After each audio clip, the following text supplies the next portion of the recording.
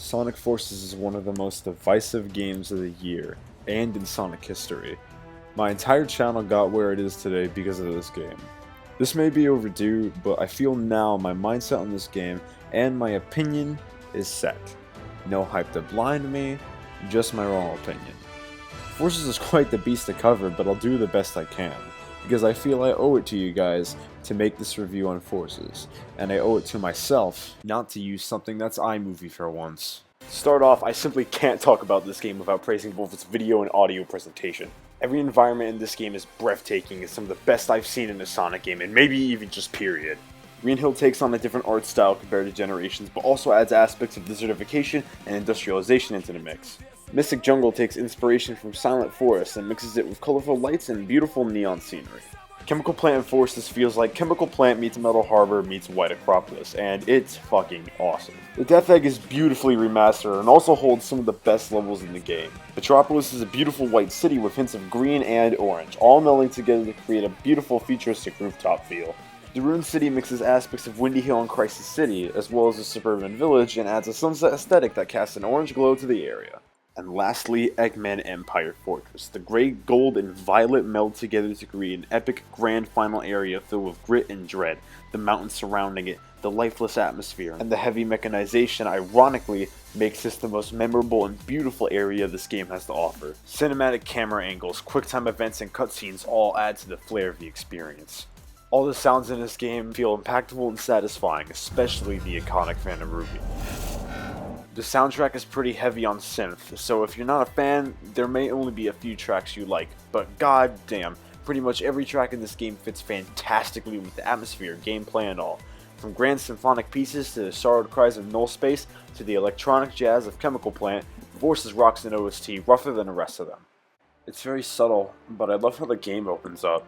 The white text that simply reads Sonic Forces fades in and out before opening to a panoramic view of a small makeshift headquarters used by the Resistance. It sets up for the darker, war-ridden story the game goes for. It's not as lively as some may wish, but I feel personally it adds to the game, even just that tiny bit.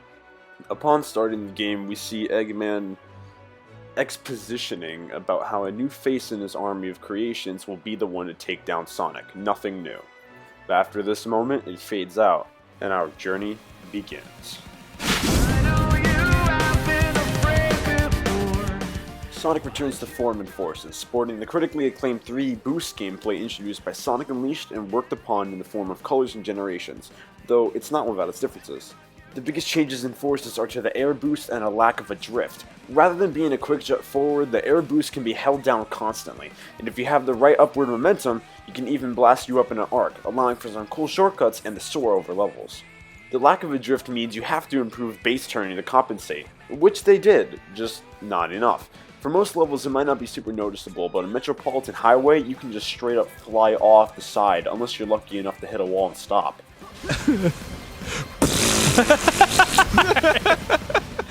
Other minor changes include a floatier jump, the return of Color's double jump over a jump dash, overall improved 3D control, and the homing attack is back to about as fast as it was in Adventure.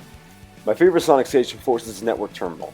It starts off with an opening grinding section over the ocean, and then transitions to the plant's interior, filled with pipes, platforms, grates to slide under, and deadly streams of pink chemicals. Not to mention the awesome synth the whole way through.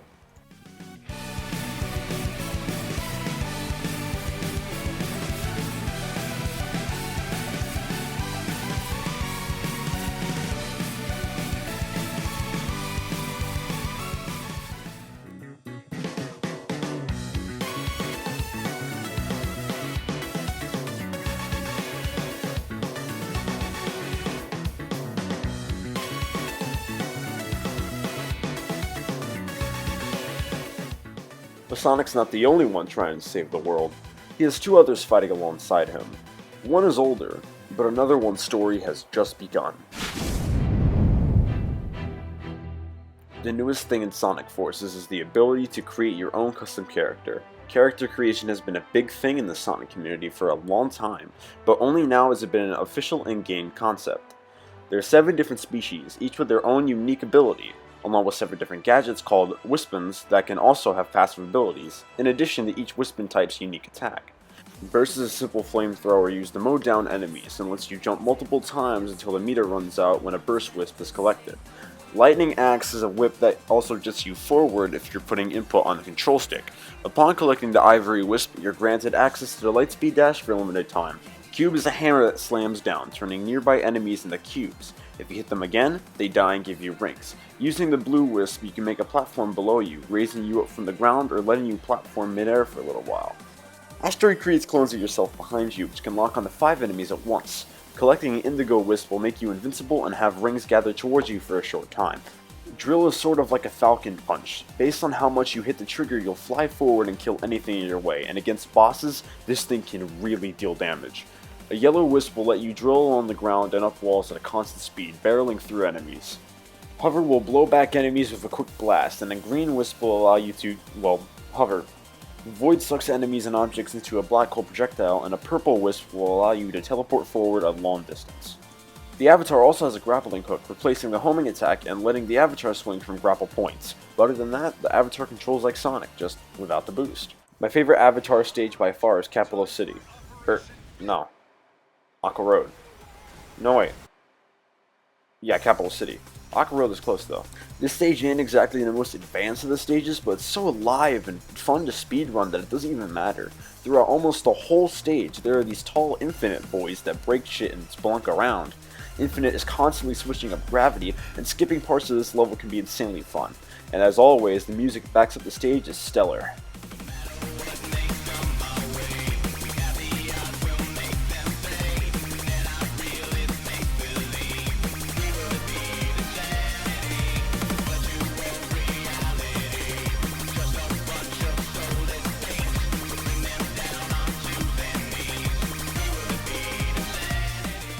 A new character that we, the player, get to create is cool and all, but let's not forget the one who started it all. Here to win this war, small but strong, a blast from the past. Classic Sonic comes in straight from Sonic Mania, thanks to that Phantom Ruby in the form of Tails' partner throughout the game. Classic seems more like an afterthought, having less stages than the other two main playstyles and an overall more minuscule role in the story. Despite this though, Classic here feels like a step up from Generations in terms of control, but it is a bit lacking with momentum in some cases, but once you get used to it, it can still be a lot of fun.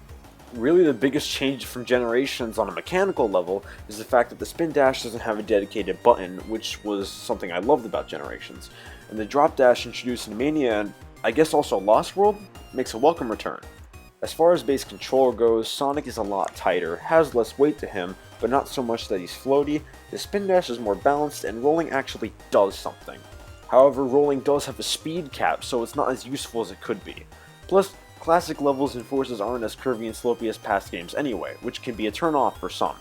However, I found it fun just as a base platformer regardless. He could have been executed better, and he's my least favorite of the three to play, but I wouldn't go as far as to say he's bad. Not even close. My favorite classic stage is Chemical Plant. Every little path and detail here is fun to go through and overall really nice to play. The more metallic look given to the stage is a lot cooler than past incarnations, and for speedrunning it's an absolute joy. Plus, who can say no to funky music?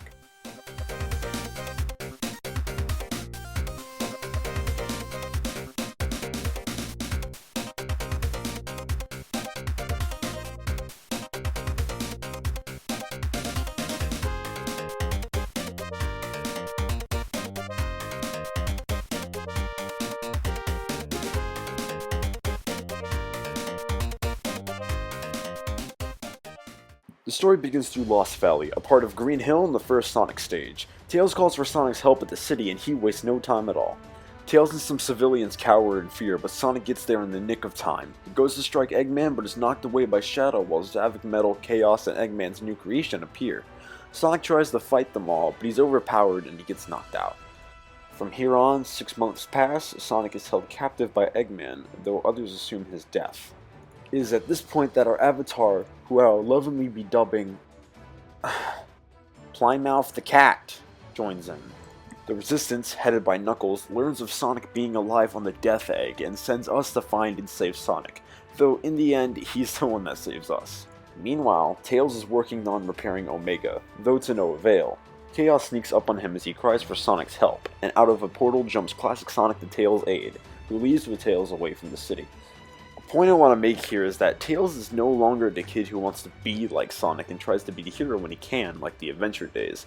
Now, he's a lot less brave and is really just a tech-savvy sidekick. Moving on, the Avatar is tasked with joining Sonic on a mission to sabotage Eggman's Arsenal Pyramid, a weapons bed in Green Hill.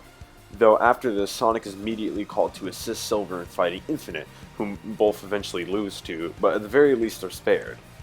A little while after, Tails and Classic make a move through Green Hill, stumbling upon Eggman and Infinite, and learning Sonic is alive.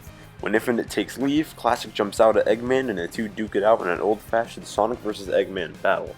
Classic triumphs, but Eggman simply laughs it off, as he reveals that in 3 days, the world will be wiped out. Classic and Tails look for Sonic in the Mystic Jungle, as that's where they heard he was last. The Resistance picks up on their life readings and sends the Avatar to Aqua Road to search for them both. We find a Phantom Ruby prototype, the last of its kind, on arrival, along with Classic and Tails, who we bring back to HQ. Sonic! Tails! I was so worried. I thought you were... You worry too much. Look, I'm perfectly fine. It's been generations since I seen you. You okay? They reunite with Sonic before he's sent to find Shadow and discover his allegiance to Eggman. It's revealed that it was a fake Shadow, though, when the real one steps in to defeat him. Shadow tells Sonic of Infinite's ability to create an unlimited amount of clones, possessing the abilities and power of the originals. During this time, the Resistance attempts Operation Big Wave, a full frontal assault on Eggman's home base in Metropolis, though they're without a proper strategy and Infinite's Phantom Ruby overwhelms them. After this crushing loss, the Resistance send Classic Sonic and Tails to mine data at the chemical plant to find out what the Phantom Ruby's power source is. After discovering it's a Death Egg, a plan is devised to completely destroy it. The Avatar is tasked with distracting Eggman in Green Hill while Sonic hacks into the chemical plant computer to disable the Death Egg's defenses, allowing Classic to make a pass through the Death Egg and destroy it. They use this chance to take out Metropolis, this time succeeding, but not without a bit of trouble. They learn that a backup power source was made under Metropolis as Sonic and the Avatar get sucked into null space, but they don't stay long as they double boost out of it and make their way to the central tower. We've got this! Keep it up, partner! Nothing can contain the two of us at max power, not even null space!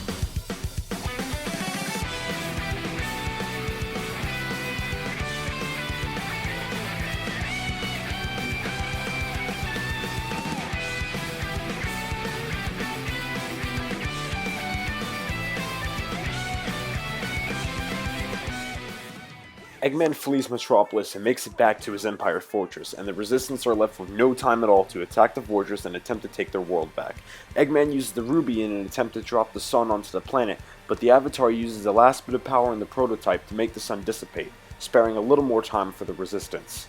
Sonic and the Avatar use this chance to defeat Infinite once and for all, though Eggman withdraws Infinite prematurely to the middle of the fortress, where Sonic and the Avatar destroy the Phantom Ruby's core. All seems well, but Eggman appears in one last robot as he reveals the core was a decoy, and he used that time to incorporate the Phantom Ruby into a Death Egg robot. Classic, the Avatar, and Sonic all fight this robot in one last attempt to save the world, and they succeed. There's nothing the three of us can't achieve together. Victory is ours for the taking. Triple boost.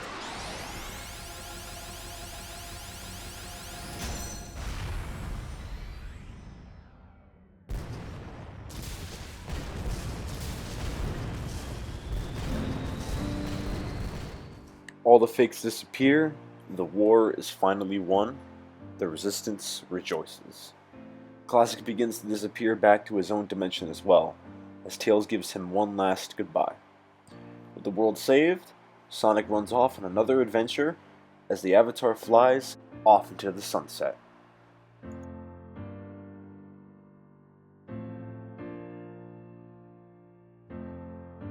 The story isn't all that grand, and it's over before you know it, but it can still be enjoyable on its own, and a return to the darker tone is very pleasing. The gameplay is consistently fun, albeit simpler than past titles, and the visuals along with the music are absolutely stellar. I like this game a lot more on release, admittedly, but I still think it's a damn fun game, though it is a little on the short side. It's one of my favorite games of 2017, and in all of Sonic, and one I recommend you pick up. It's not as expensive as your standard AAA title, as its price is $40, but its pick-up and play nature allows it to last a long time. At the very least, it's a quick and fun experience. My name's Plymouth.